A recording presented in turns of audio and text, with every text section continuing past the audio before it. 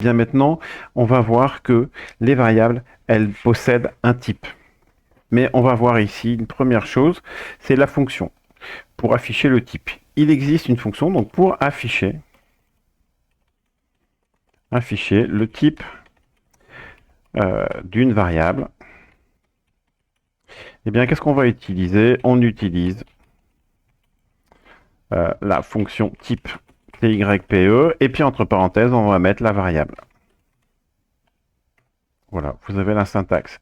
Si par exemple ici j'écris a égale 12, d'accord, et que je demande pour voir le type de la variable a, eh bien je vais obtenir un int.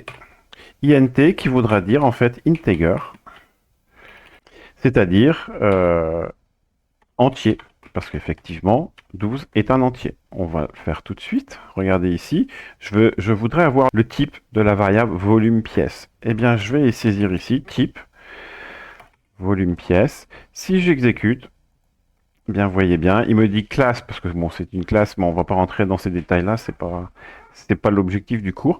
Mais je vois bien un int qui veut dire integer. Alors maintenant, on va pouvoir regarder plusieurs types de variables. Le premier type, on l'a vu, donc ça va être les entiers. Si j'écris que le volume de ma pièce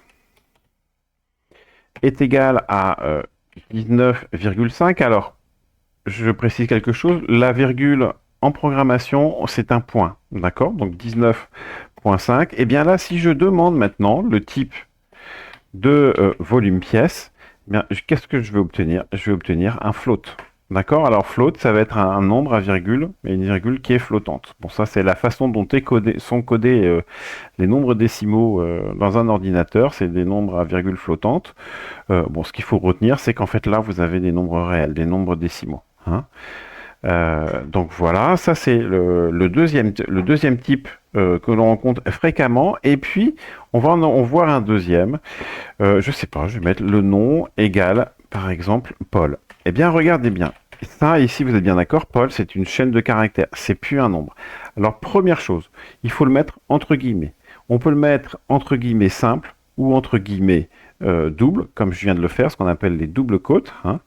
Eh bien là, si je demande, donc déjà, je peux demander pour afficher le nom, si je le désire. Hein.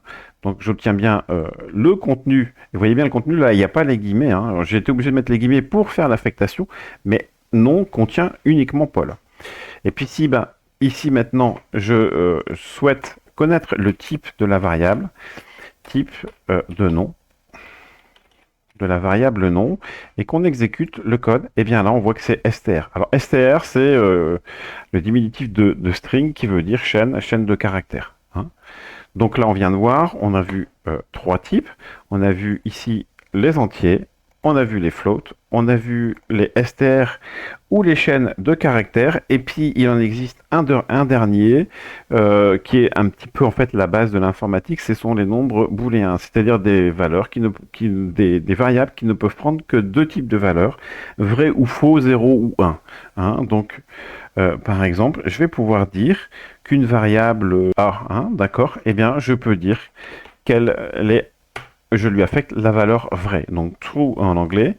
Si je fais le print, eh bien, de cette variable, vous verrez qu'il va m'afficher, bien sûr, true. Et puis, si je veux connaître son type, hein, eh bien, ce sera print A, le type de A. Là, je récupère donc bien effectivement un nombre booléen. On pourrait faire la même chose avec false. Hein.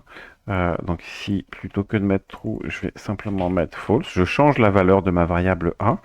Si elle prend bien false et son type, eh bien, ce sera toujours un type booléen. Voilà, donc ça, ce sont vraiment les types essentiels que vous avez donc à retenir. On va peut-être les récapituler ici. Donc vous avez les int. Hein, donc là, je vais peut-être simplement reprendre. Donc les entiers relatifs. Hein, d'accord. Relatif. Alors, c'est ce qu'on appelle les integers. Hein. Integer. Le mot-clé en Python, ce sera int. Et si je fais un exemple, a égale 3, eh bien a, en fait, ici, ce sera un entier. Un nombre décimal. Décimal, alors c'est ce qu'on appelle des floats. Ce sera un float, d'accord? Ah ouf, là je me suis trompé un peu, hein. J'ai mis A égale A. Et puis ici, ben, on va par exemple dire que A égale 3 ou pi. La valeur pi égale 3,14. Alors j'insiste hein, ici sur le point. Le point, c'est l'équivalent de la virgule, hein. D'accord? En programmation, on met un point. Et enfin, il en reste plus que deux, donc les textes ou chaînes de caractères. C'est ce qu'on appelle des strings. Et le mot-clé, ce sera ici str. Et un exemple, ça va être par exemple mot égal et bonjour. Voilà. Hein. Donc ça va être une variable de type texte. Et puis enfin, les booléens. Donc le mot-clé, eh bien, c'est bool, B2OL, B-O-O-L. Et on pourra écrire A égale true. Donc c'est une variable qui peut prendre que deux valeurs. C'est true ou false. Voilà, donc là, on vient de voir rapidement ici donc les comment dirais-je, les différents types que l'on va utiliser donc cette année. Hein. Donc, si on a le temps, on en verra peut-être d'autres, ce qu'on appelle des types construits. Euh,